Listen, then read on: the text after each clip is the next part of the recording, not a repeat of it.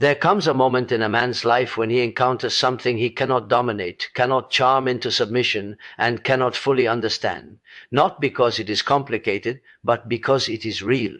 And reality has a way of dissolving illusions. When a man meets a woman who is more powerful than his ego, something unsettling begins to stir within him. At first he may not recognize it, he might mistake it for attraction, curiosity, or even resistance, but beneath the surface a quiet confrontation is unfolding, the confrontation between who he pretends to be and who he truly is. The ego seeks control. It wants admiration without vulnerability, connection without exposure, and love without risk.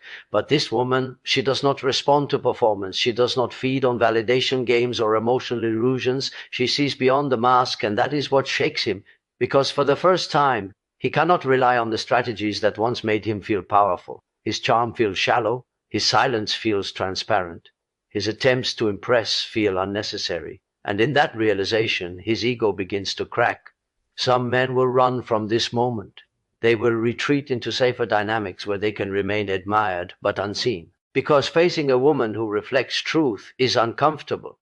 It demands growth, and growth feels like loss before it feels like freedom. But the man who stays, the man who resists the urge to escape, he begins to transform. He starts to understand that power is not dominance, it is presence. It is the ability to stand without pretense, to speak without manipulation, and to connect without fear of being known. And this kind of power cannot coexist with a fragile ego. This woman does not try to change him. She simply exists in her truth. And in doing so, she becomes a mirror that reveals not just his strengths, but his insecurities, his fears, and the parts of himself he has long avoided. If he is willing to look into that mirror without turning away, something extraordinary happens. His ego does not disappear, it evolves, it softens. It becomes less about proving and more about understanding. And in that shift, he becomes capable of something deeper than attraction. He becomes capable of real connection. Because a woman who is more powerful than his ego does not compete with him. She invites him to rise, to grow, and to meet her not as a performer, but as a man who is no longer afraid of being seen. The ego does not search for truth in its pure form. It searches for control, certainty, and protection. It is not interested in what is real if reality threatens its image. Instead, it builds a version of life that feels manageable, where outcomes can be predicted and people can be influenced to maintain a sense of superiority or safety. In this sense, the ego is less a source of identity and more a defense mechanism constantly working to avoid discomfort. When a situation challenges a person's inner narrative, the ego reacts immediately. It tries to reframe the moment so that it does not feel powerless.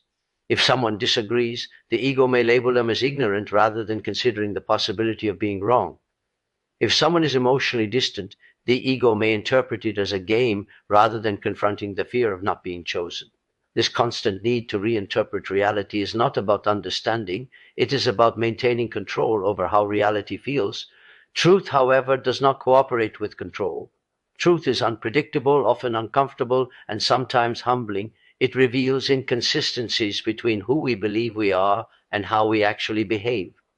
Because of this, the ego resists truth, not because it is false, but because it removes the illusion of dominance. It forces a person into a space where they cannot manipulate meaning to suit their preferences. In relationships, this becomes especially visible. The ego wants to be desired without vulnerability, respected without openness, and loved without exposure. It creates strategies, silence, withdrawal, overconfidence, or emotional distance, to manage how others respond. But these strategies are not rooted in connection, they are rooted in control, and control, by its nature, limits intimacy. The moment a person encounters something or someone they cannot influence easily, the ego becomes active. It either tries harder to regain control or withdraws to protect itself. What it rarely does instinctively is surrender to understanding, because understanding requires softness, and softness feels like risk. Yet beneath all of this resistance lies a deeper possibility. When the need for control begins to loosen even slightly, truth becomes accessible. And truth does not weaken a person, it refines them. But the ego rarely recognizes this at first. It believes survival depends on control when in reality growth depends on letting it go. A powerful woman does not disrupt illusions through force, criticism, or confrontation. She disrupts them simply by existing in her authenticity. She does not adjust herself to fit expectations, nor does she perform emotional roles designed to make others comfortable. Instead, she remains grounded in her own awareness, and this stability quietly unsettles those who are used to control-based dynamics. Illusions depend on participation, and when one person stops participating, the illusion begins to collapse. Many people build subtle fantasies about relationships, identity, and emotional exchange. These fantasies are often maintained through predictable reactions, rehearsed behaviors, and unspoken agreements about who is allowed to hold power. When a woman enters this space with clarity and emotional independence, she does not engage in these unspoken scripts. She responds from presence rather than pattern, from awareness rather than expectation. This difference alone can be deeply destabilizing for those who rely on emotional predictability. A powerful woman does not over-explain herself. She does not chase understanding from those who are unwilling to see her clearly. She does not shrink her truth to preserve someone else's comfort. Because of this, she becomes difficult to categorize, and what cannot be categorized often creates discomfort in those who depend on labels to feel secure. The mind prefers to define what it encounters, but she resists definition because she is not built on performance. In her presence, illusions about control in relationships begin to fade. A man who is used to being emotionally pursued may feel the absence of that dynamic. Someone who is used to subtle manipulation may find it no longer effective. Even silence takes on a different meaning because it is no longer a tool for influence, but a neutral space that cannot be easily interpreted. This forces a deeper kind of awareness, one that cannot rely on assumptions. What she reveals is not something she actively exposes, it is something others begin to see within themselves. The discomfort that arises is not caused by her actions, but by the contrast between authenticity and illusion. When presence is steady and unshaken, it reflects back every inconsistency that was previously ignored. And this reflection can feel intense for those who are not used to self-awareness. Yet her power is not in disruption itself, but in alignment. She is not trying to dismantle illusions, she simply does not live inside them. And in a world where many people unconsciously depend on illusions to navigate emotional life, truth becomes the most disruptive force of all. The initial reaction to emotional intensity, truth, or genuine presence is often not clarity but inner conflict. When a person encounters something that challenges their internal narrative, two opposing forces begin to arise within them at the same time. One part is drawn toward what feels real, alive, and unfamiliar, while the other part resists it because it threatens comfort, identity, or control. This division creates tension that is not immediately understood, but deeply felt. Inner conflict does not always appear as confusion on the surface. Sometimes it shows up as mixed signals, hesitation, or sudden emotional withdrawal. A person may feel strongly connected in one moment and distant in the next. This is not randomness, it is the mind attempting to balance exposure with protection. The presence of something authentic forces the ego to reassess its usual strategies, and in that reassessment, uncertainty emerges. What intensifies this conflict is the disruption of expectation. When someone behaves in a way that cannot be easily predicted or influenced, the mind loses its usual reference points. It can no longer rely on past patterns to determine what will happen next. This creates discomfort because predictability is often mistaken for safety. So even when something feels meaningful, the lack of control can trigger resistance. At this stage, a person is not yet making conscious decisions about the connection or situation. Instead, they are being pulled internally between openness and defense. One side wants to lean in, to explore, to feel more deeply. The other side begins to question, to analyze, and to create distance in order to regain stability. This push and pull can be mistaken for disinterest, but it is often the opposite, overwhelm disguised as withdrawal. Inner conflict is also intensified when a person is confronted with their own emotional exposure. Genuine presence has a way of reflecting back what has been ignored or avoided. This reflection can feel uncomfortable because it removes the usual distractions that keep deeper feelings hidden. As a result, the mind may attempt to escape the intensity by rationalizing it or diminishing its importance. Yet this stage is not a conclusion, it is a transition. Inner conflict reveals that something meaningful has been touched, even if it is not yet understood. It is the space where resistance and attraction coexist, where certainty has not yet formed, and where emotional growth quietly begins beneath the surface of awareness. When a man is confronted with emotional depth, authenticity, or a presence that cannot be easily controlled or interpreted, he eventually reaches a point of choice. Though it rarely feels like a conscious decision at first, it feels like pressure, discomfort, or emotional exposure. In that moment, two paths begin to form within him: retreat or transformation. Some men retreat not because they lack feeling, but because the intensity of what they are experiencing exceeds what their current emotional framework can hold. Retreat is often a form of self-protection. It is the mind's way of restoring familiarity when something unfamiliar begins to dissolve old patterns. In retreat, distance becomes safety. The situation is reframed, minimized, or rationalized so that the emotional impact is reduced. This allows the person to regain control over what felt overwhelming, but it also limits the possibility of deeper connection or growth. Retreat can appear in many forms. It may look like silence, emotional withdrawal, inconsistency, or sudden detachment. On the surface, it may seem like disinterest, but internally it is often the struggle to reconcile what is felt with what is understood. The unfamiliarity of emotional depth can be mistaken for instability, and so stepping back feels like the safer option. In doing so, the man returns to environments where his ego feels more secure, where interactions are predictable, and where he does not have to confront emotional vulnerability. Others, however, experience the same moment differently. Instead of immediately pulling away, they remain present within the discomfort. They do not fully understand what is happening, but they do not rush to escape it either. This choice, though subtle, becomes the beginning of transformation. Staying requires a different kind of strength, not the strength of control, but the strength of endurance within uncertainty. Transformation begins when a man stops interpreting discomfort as danger and starts seeing it as exposure. Exposure reveals patterns, insecurities, and emotional defenses that usually remain hidden.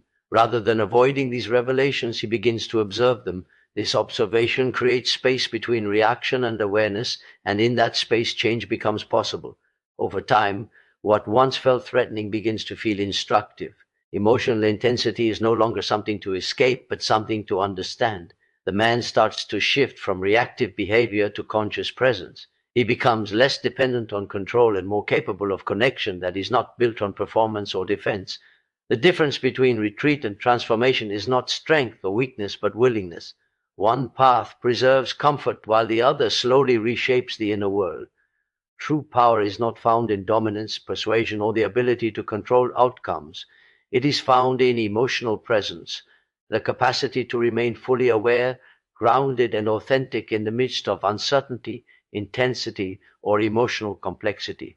Emotional presence is not loud or performative. It does not announce itself. Instead, it is experienced as stability, clarity, and calm awareness that does not shift with external reactions or internal fear.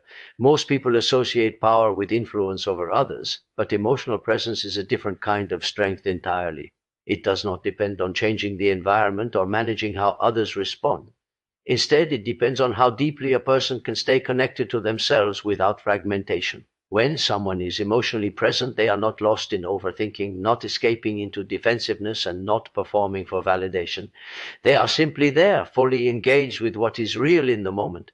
This form of power becomes especially visible in moments of emotional tension, when conversations become uncomfortable, when silence becomes uncertain, or when expectations are unclear. Many people react by withdrawing, controlling, or compensating. Emotional presence does not rely on any of these strategies. It allows the moment to exist without immediately trying to fix or escape it.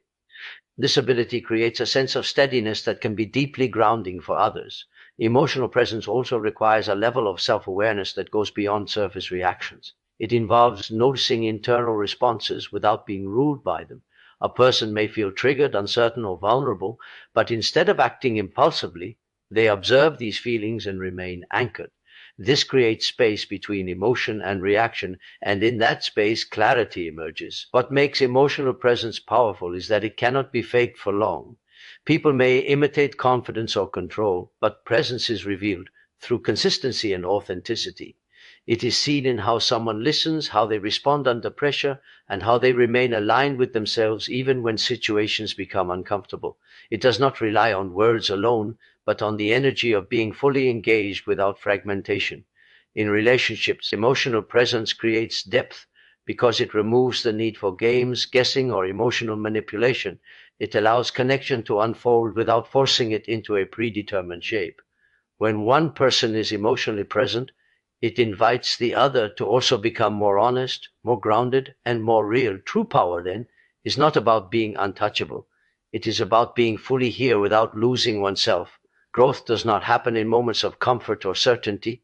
It unfolds through reflection. Reflection is the quiet process where a person turns inward and begins to observe not just what happened, but how they responded, what they felt, and why they reacted in a particular way. Without this inward turning, experience remains only experience, not transformation. It passes through a person without reshaping them. In daily life, many people move quickly from one emotional event to another without pausing to understand the meaning behind their reactions. They feel hurt, excited, rejected, or validated, but they rarely ask what these emotions reveal about their inner patterns. Reflection interrupts this cycle. It slows down the automatic nature of reaction and introduces awareness. In that awareness, the person begins to see themselves more clearly, not as they wish to be, but as they actually are in moments of pressure and vulnerability. Growth begins when a person stops blaming circumstances entirely and starts examining participation. This does not mean taking unnecessary responsibility to everything, but rather recognizing how perception shapes experience. Two people can live through the same event and interpret it in completely different ways. Reflection reveals these interpretations and allows them to be questioned, refined, or released. Often, the most uncomfortable experiences become the most valuable when reflected upon. Emotional disappointment, confusion in relationships, or moments of inner conflict carry information that is not immediately visible. At first, these experiences may feel like setbacks, but through reflection, they become points of insight. A person begins to notice patterns, repeated emotional reactions, familiar fears, or unconscious expectations that shape their behavior. Reflection also creates distance between identity and reaction. Instead of saying, "This is who I am," a person begins to see, "This is how I responded in that moment." This shift is subtle but powerful. It opens the possibility of change because behavior is no longer fixed identity. It becomes something observable and adjustable. Without reflection, people remain trapped in repetition. With reflection, repetition becomes awareness, and awareness becomes choice. Over time, reflection builds emotional maturity. It allows a person to respond rather than react, to understand rather than assume, and to grow without needing external validation. It turns internal experience into learning, and learning into evolution. In this way, growth is not something that happens to a person. It is something that happens within them when they are willing to look inward with honesty and stay present long enough to understand what they see. And in the end, what remains is not who won, who withdrew, or who controlled the moment, but who became honest enough to grow from it. Because every encounter that challenges the ego is not a loss or a victory. It is an invitation to awareness. What once felt like confusion slowly becomes clarity. What once felt like intensity becomes understanding. And what once felt like emotional risk becomes inner strength. Not the strength that proves something to others, but the strength that no longer needs to prove anything at all. When a person stops fighting what is real and starts reflecting on what is felt, something quiet but irreversible begins to happen. The need to dominate softens, the need to escape weakens, and in its place a deeper stability emerges, the ability to stay present without losing oneself. Not every moment will be comfortable. Not every connection will be easy, but every moment that is met with awareness becomes a step away from illusion and a step closer to truth. And perhaps that is where real transformation lives. Not in control, not in avoidance, but in the simple courage to remain present long enough to understand what life is trying to reveal.